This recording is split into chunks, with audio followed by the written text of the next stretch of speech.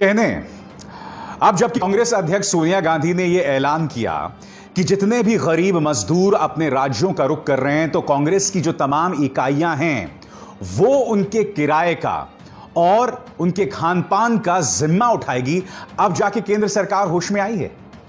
PM cares में आप न जाने कितने लाखों करोड़ों रुपए जमा कर चुके हैं। यही बात नहीं, देश के सामने इतनी ढेरों मिसालें हैं जहां एक मां अपने बच्चे को कंधे पर लादे। न जाने कितने बुजुर्ग सड़कों पर चल रहे थे, 40 से 50 लोग इसी तरह से सड़कों पर चल के मर गए। इतने दिनों ये तमाम तस्वीरें सामने उभर कर आती रहीं और केंद्र सरकार का दिल नहीं पसीजा। मगर जैसे ही कांग्रेस ने यह ऐलान किया कि जितने भी गरीब अपने घर जा रहे हैं कांग्रेस उनके टिकट से लेकर उनके खान पान के लिए पैसा देगी, तब जाकर यह केंद्र सरकार होश में आती है। क्या आपके अंदर इतनी सी भी संवेदना है? मैं आपको बताना चाहूंगा कि दरअसल केंद्र सरकार की तरफ से जो फरमान जारी किया गया था वो कितना संवेदनहीन है। आपकी स्क्रीन पर 11C, इसे पढ़िएगा। पहले मैं आपको अंग्रेजी में पढ़ के सुनाना चाहता हूं और बाद में मैं इसका हिंदी में तर्जुमा करूंगा। The local state government authority shall hand over the tickets to the passengers cleared by them and collect the ticket fare and hand over the total amount to railways। यानी कि जो लोग अपने घर की ओर जा रहे हैं, राज्य सरकारें जो हैं उन्हें टिकट्स देंगे और उन्हीं पैसेंजर्स को टिकट्स देंगे जिनका नाम उन्होंने क्लियर किया है, और जो पैसा इनसे इकट्ठा होगा वो जाएगा केंद्र सरकार को, यानी कि भारतीय रेलवेज को। अब तक तो आपने यह फरमान जारी किया हुआ था, मगर जैसे ही कांग्रेस अध्यक्ष सोनिया गांधी ये ऐलान करती है उसके बाद केंद्र सरकार का दिल पसीजता है और फिर वो ये ऐलान करते हैं। मैं आपको बताना चाहता हूं कि रेलवे बोर्ड के चेयरमैन वीके यादव ने क्या कहा था। हमने जानबूझकर यह फैसला लिया कि लोगों से टिकट के पैसे लिए जाएंगे ताकि सिर्फ जरूरतमंद ही ट्रेन का इस्तेमाल करें। एक बार आप फ्री कर देते हैं तब हर कोई सफर करने के लिए एलिजिबल हो जाता है और ऐसे में इन्हें कोरोना वायरस के लिए स्क्रीन करना मुश्किल हो जाता है। मैं पूछना चाहता हूं इस केंद्र सरकार से, क्या इस वक्त जो लोग अपने घर वापस जाना चाहते हैं क्या वो मजाक के लिए वापस जाना चाह रहे हैं? अगर शहर, अगर राज्य उनके देखभाल का, उनके रहन सहन का अच्छा इंतजाम करती तो ये लोग क्यों अपने घर के लिए जाते? मैं आपसे एक सवाल पूछना चाहता हूं। ये तस्वीर देख रहे हैं आप? प्रधानमंत्री नरेंद्र मोदी ने डोनाल्ड ट्रंप को यह वादा किया था कि कम से कम 7 से 10 लाख लोग आपके स्वागत के लिए अहमदाबाद में होंगे। करोड़ों रुपए खर्च किया गया था इसके लिए। क्या आप जानते हैं मोटेरा स्टेडियम में जो हजारों की भीड़ जमा हुई, इन सबको 5 स्टार होटल का खाना दिया गया था, कैप्स दिए गए थे, पानी की बोतल्स दी गई थीं। मगर गुजरात के अंदर जो उड़ीसा का मजदूर फंसा हुआ था वो त्राहिमाम मचा रहा था। वो लगातार मिन्नतें कर रहा था कि हमारे साथ बदतमीजी कर रहे हैं लोग। और गुजरात के मुख्यमंत्री विजय रूपाणी क्या कहते हैं कि गुजरात के अंदर जो कोरोना वायरस फैला है वो तबलीगी जमात की वजह से फैला है। अपनी जिम्मेदारी आप नहीं समझते हैं, मगर सारा ठीकरा जो है आप फोड़ना चाहते हैं किसके ऊपर? या तो तबलीगी जमात के ऊपर या विपक्ष के ऊपर।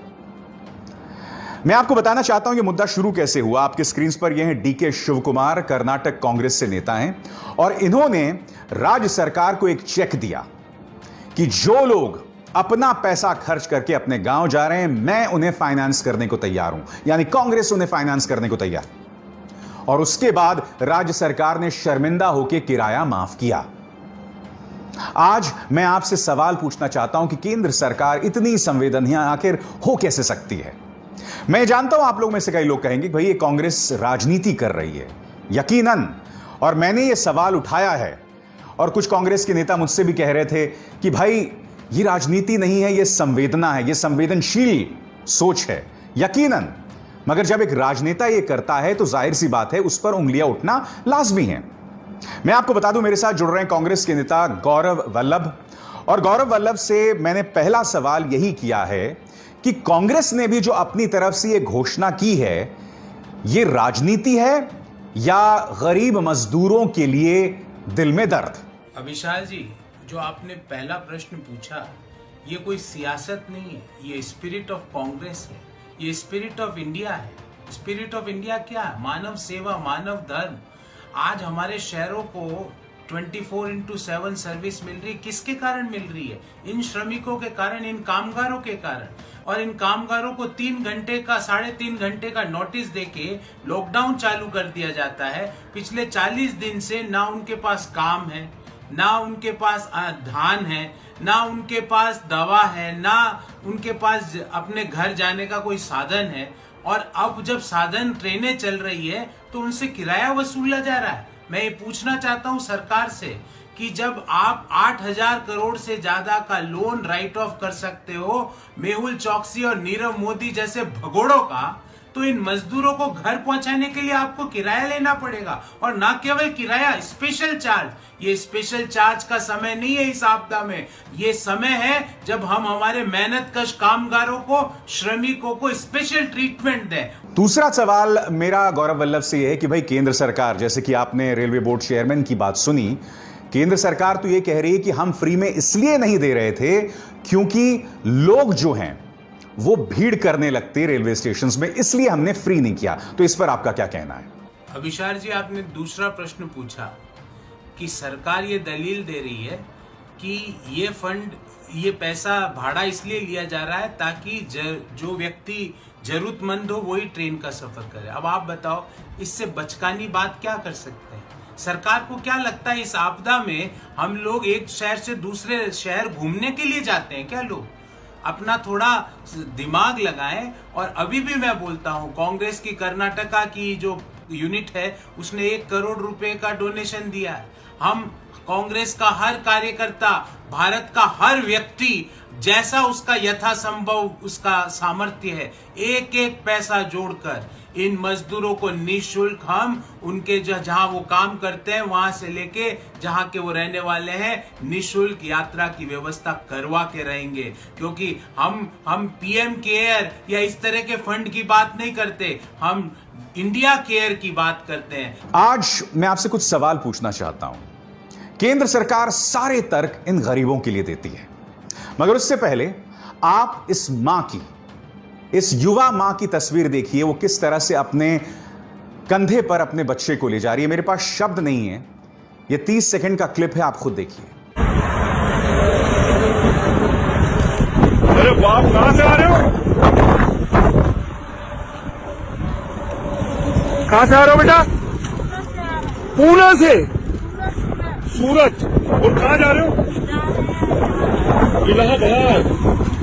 आप पानी पीना है? ठंडा पानी है, अच्छा बढ़िया। आ जाओ बेटा। सूरत से आ रहे हैं, इलाहाबाद जा रहे हैं। ये बच्ची को कैसे संभाल रही है बेटा तू? इस वीडियो को देखने के बाद आज मेरे कुछ सवाल हैं भारतीय जनता पार्टी सरकार से। सवाल नंबर 1, 68,607 करोड़ बैंक डिफॉल्टर्स का जो बकाया होता है वो तो आप माफ कर देते हो, मगर गरीब के किराए में आना कानी। सवाल नंबर 2, राष्ट्रपति भवन के सौंदर्यीकरण के लिए पैसा है, मगर गरीब के लिए आना कानी। जी हां, क्या आप जानते हैं कोरोना संकट के बीचों बीच यह प्रोजेक्ट लाया गया था, 20,000 करोड़ रुपए इसमें खर्च होंगे। सबसे पहली बात, जो दिल्ली का यह खूबसूरत हिस्सा है यह बर्बाद हो सकता है, क्योंकि मुझे नहीं लगता इसे हटाने की कतई जरूरत है, क्योंकि यह निहायत ही खूबसूरत है। अगर आप इसमें कुछ छेड़छाड़ करेंगे तो मैं नहीं जानता हूं इसका क्या चेहरा हो जाएगा। मगर आपने इस योजना को स्वीकृति दी, वो गैजेट याद है आपको? स्वीकृति दी बीचों बीच कोरोना के। मानो आप देश की जनता की नाक रगड़ रहे हो। और क्यों? क्योंकि आप जानते हो कि आपका बिका हुआ मीडिया यह सवाल आपसे नहीं करने वाला, तो जनता तक यह मुद्दा ही नहीं पहुंचेगा। इसके बाद मेरा अगला सवाल, पीएम केयर्स में लाखों करोड़ों रुपए जा रहे हैं, मगर गरीबों तक यह पैसा क्यों नहीं पहुंच रहा? आखिर क्यों? जब कांग्रेस दखल देती है, जब कांग्रेस इस तरह का मास्टर स्ट्रोक लेके आती है, तब जाके आप नींद से जागते हैं। इसके बाद मेरा अगला सवाल, प्रधानमंत्री के लिए 2 जेट खरीदे गए और उनकी कीमत है 8,458 करोड़, मगर गरीब अगर मुफ्त में सफर करना चाहता है तो उसमें आपको दिक्कत होती है। मैं फिर से उस गरीब औरत की आपको तस्वीर दिखाना चाहता हूं जो अपने कंधे में अपने मासूम बच्चे को ले जा रही है। ये वो तस्वीर है। केंद्र सरकार इस तस्वीर को बार बार देखे और देखे कि वो अपनी तरफ से किस तरह की संवेदनहीनता कर रही है।